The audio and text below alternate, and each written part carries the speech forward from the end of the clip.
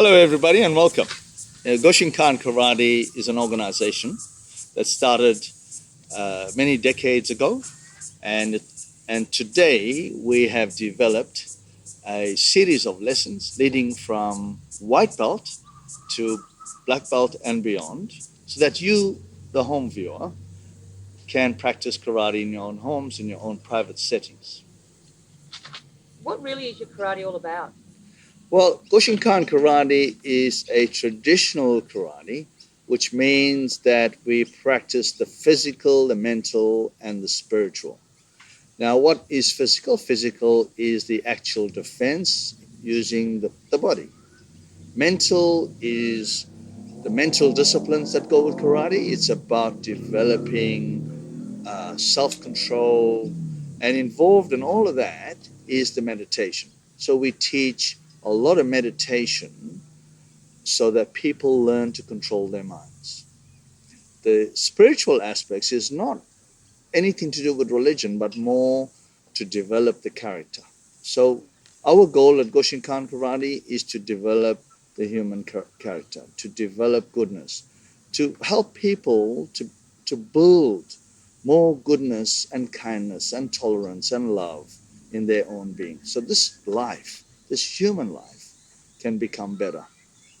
We see too many young people being misguided in this modern day and are distracted from things. So this karate will assist people to rethink many of the things that they do. So the spiritual development is about that, is about improving the human self. Goshinkan Karate works with 5 values. The first value is truth. Understanding truth at its deeper level. What is truth? So I will, in my series of lessons to the home viewer, you will learn what truth is at its highest level. The next value is love.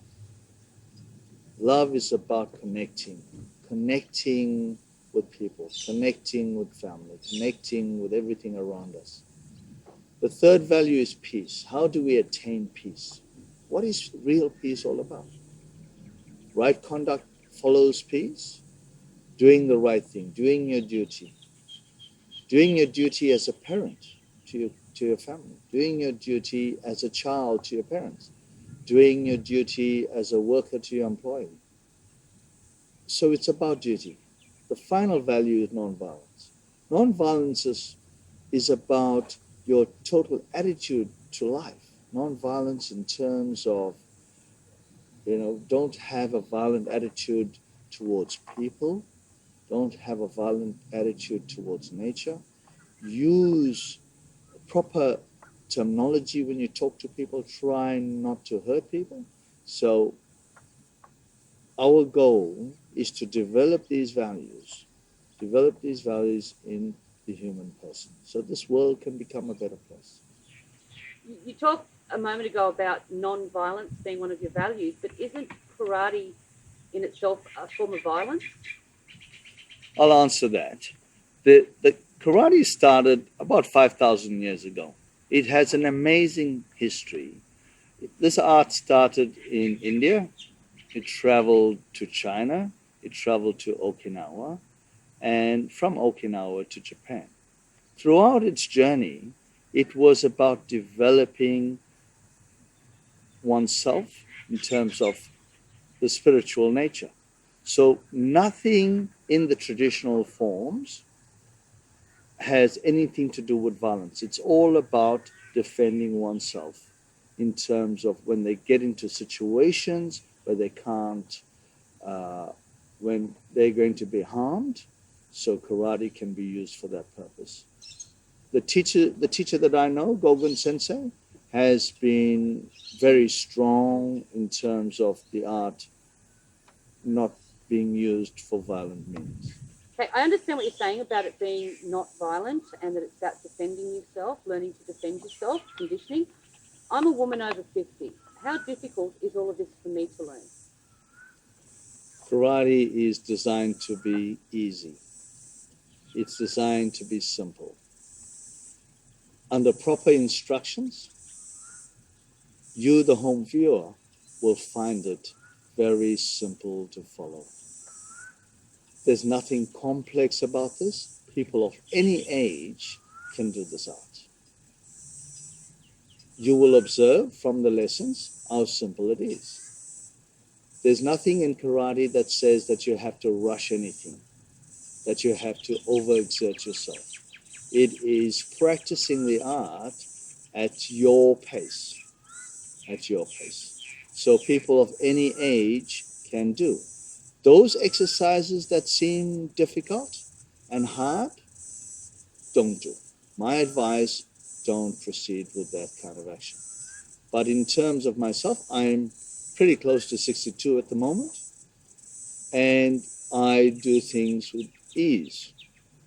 It's probably because I've done it for a long time, one would say, but the body does age. The body does get older, and some things are strenuous. Of course, we have to use our own discretion, our own intellect. We understand our body better. So do the things that you can do. These lessons are designed so that you at home can do it. But if you find any of those things very difficult, please don't do it. So notice you have some warm-up exercises. How should I approach those and how often should I do them? I think warm-up exercises, it is very essential that you do it before every lesson. At the beginning of the class, we have warm-up. At the end of the class, we have cool-down. These are very essential. One has to do it at every lesson. What about some of the exercises I can't do, like push-ups and sit-ups? Okay. Now, there are ways and means of doing the exercise easier. So those exercises that you can't do, you can correspond with us through email that you have difficulty with some of the exercises, and I am prepared, or any of the teachers are prepared to guide you to do easy exercises. For instance, when you do a push-up, it requires the body to be level, arms on the ground, feet together, and you do a full push-up till the chin reaches the ground, as close to the ground as possible. So we could do the very same exercises from the knee, and one doesn't have to do the exercise so that one goes right down to the ground. We can do it whatever suits us. So there are ways of streamlining the exercise so that people at home can do it easier. So the exercises that we share can accommodate any age, any person, any level. So all people can do it. All ages can do it. So we will design it to suit you. So speak to us through email, through Skype, whatever communication is possible. We are happy to share with you exercises that would be easy. As a matter of fact, we can even send you a clip that would suit you. Okay, as an older woman, I have a lower back injury, and a lot of women my age do have weakened backs with osteoporosis and stuff. What kind of exercises would be recommended for me for warm-ups and cool-downs? I think any exercise that doesn't affect your back is recommended that you do. But I also feel that one should contact their physician to find out the kind of exercises that would affect their back. And, I'm prepared to design something that would make it easy for you. However, it is always advisable that we need to be contacting the specialists in terms of people that understand the body much better, because I'm not an expert physician. I'm here to teach you the art. I'm here to teach you the warm-up. But of course, you have to consult the right people to find out what would suit you. Okay, that's great. As an older woman, as a beginner, learning from your lessons, if I were to practice this 2 or 3 times a week, how long would it take me to reach the first level of coloured belts that I could reach in your club? Okay, well, talking about color belts, the system of Goshinkan is you start as white. The next stage after 25 lessons, uh, 25 lessons is minimum, where you start to be competent with the basics. Uh, the next belt would be red, followed by yellow, then orange, then green, then blue, then purple, then brown, then black. Those are the levels. Those are the levels of karate.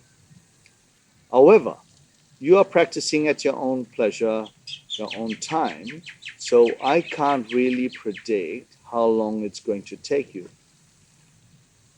However, from time to time, if you contact us and show us what you can do, we can then ascertain the kind of level you've reached.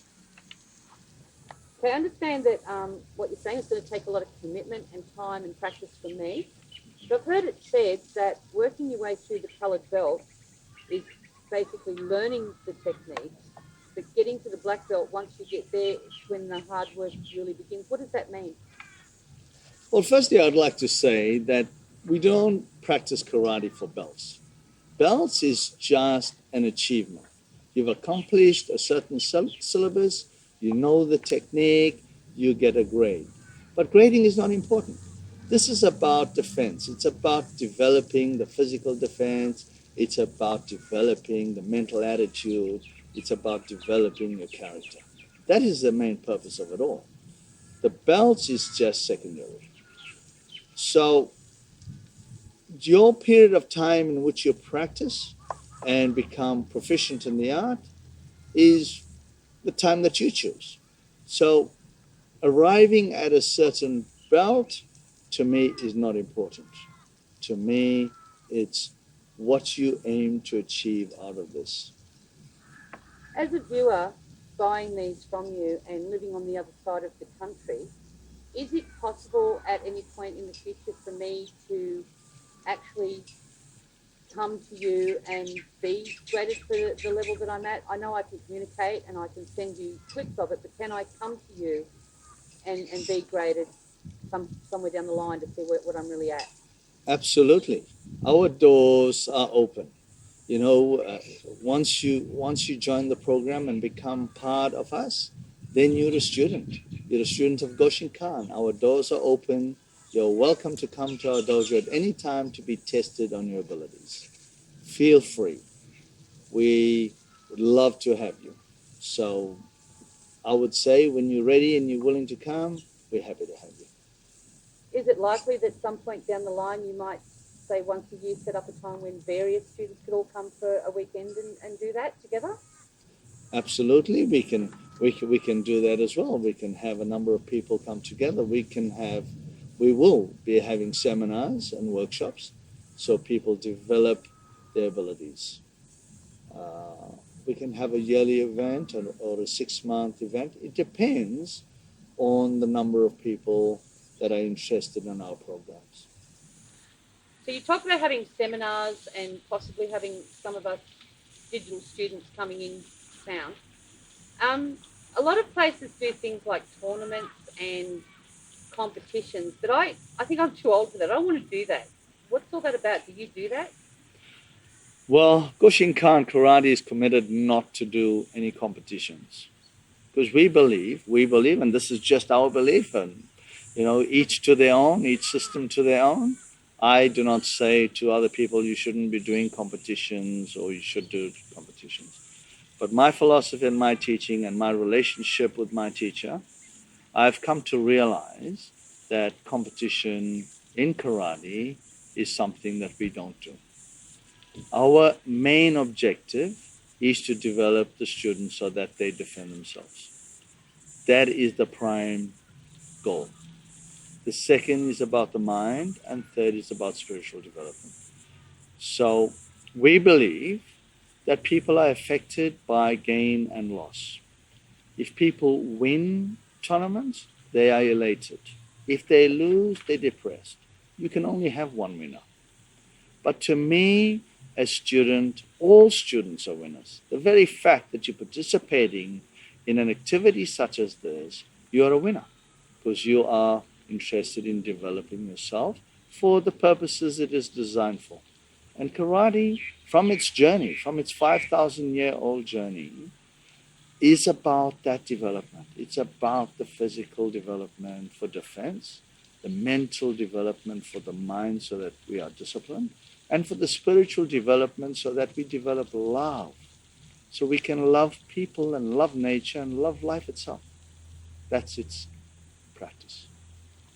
So I don't actually have to compete against anybody else. I really only have to push myself against my own abilities and stretch myself a little bit, not to Absolutely. compete against anyone else. Absolutely. You're a champion, the very fact that you're participating, and you compete with yourself in terms of your own development.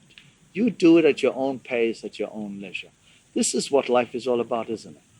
It's about taking away the pressure so that development takes place at its own pace. So I can see where I wouldn't feel like a failure because I'm not competing against anyone else. Um, but I'm very, very interested as a woman who's got to be around town and coming home in the dark in really learning how to defend myself. I want to feel more confident defending myself if somebody were to attack me or try to take my bag or, to come at me. I can learn that through you. I can learn these techniques through you. Absolutely. Goshin Khan has two types of training practices that you at home can view. It is the self-defense aspect as well as the karate practice. The self-defense aspect is simple ways, simple means of protecting yourself, developing an awareness. It's about examining situations, forcing yourself out of situations, and using light force to protect yourself. And this also leads on to aggressive, I wouldn't say aggressive, but hard, solid defense moves. Then the karate aspects is about real attacks, where the attacks are strong and powerful. So one could do both. One could do the self-defense aspect as well as the karate aspects. So you decide what is best for you. I would recommend both. I would recommend study both, learn both. Both are essential for your own development. Okay, so if I understand you correctly, what you're saying is by studying both, um, the aggression and the defence, it would help me to anticipate how to protect myself if somebody was coming at me, anticipate what they're going to do. Absolutely. The lessons are designed so that we teach that awareness. Perfect. It's about knowing what's going to happen or examining the situation to see what's around you. For instance, I'll give you a simple example of defense that we need to be thinking about. When you are a driver and you go to your car to get into your car to go to a place, how many people look at the back seat of the car to see if anybody's in there? So these are the tiny precautions that we take in life. We look before we leap, as they say. Be aware of the situation. Look around us to see if we can avoid situations, examine situations. People, there's a deterioration today. Uh, Populations are growing in masses, so that means people that are doing incorrect things are greater in number. So I would say, even myself as a karate person, I also examine. I've done this art for a long time. I'm pretty confident about myself to a degree, but we have to be aware. We have to be aware, look around. I do a thing called scanning, where my eyes are moving from side to side, watching and observing, being alert. That's what it's about. I would say the meditation in Goshinkan karate that we teach, and I could actually teach one-to-one basis if you need any help with the meditation. This meditation helps you to become more aware of yourself, more aware of the surroundings and the situation in which you are. If I learn this through your digital dojo, Do I need to buy the suit? I noticed you're wearing one. And if I do, would I need to have that if I were to come to a seminar twice a year with you in Sydney? Well, Goshinkan is a traditional karate organization that requires students to wear uniforms. But I say to you, you don't need a uniform if you're practicing in your own home. You can wear a tracksuit, you can wear something loose so that you're comfortable. Of course, when you're moving up from one grade to the next and you need to be examined, I would say that you require a suit. Uh, it's a white gi, as you can see, the one I'm wearing. And it comes with a white belt and a pants, of course. So we could use that for practice. I would suggest, and I really don't want you to go to any expenses, wear a suit to look the part. You, you're a student of our organization now that you've joined and are doing the lessons. So look the part, follow the lessons. It will make you feel comfortable in your practice. Okay, well, I only have one more question, and it's only semi-serious, but there's a fly bothering me here, and I watched Karate Kid. Can you catch him with chopsticks? Oh, Yeah, I it's thought he about movie magic. I think I haven't tried it as yet. Uh, I think these are not essential part of karate. I think if you can catch a bad person doing something incorrectly, I think that's more important than catching a fly with a chopstick.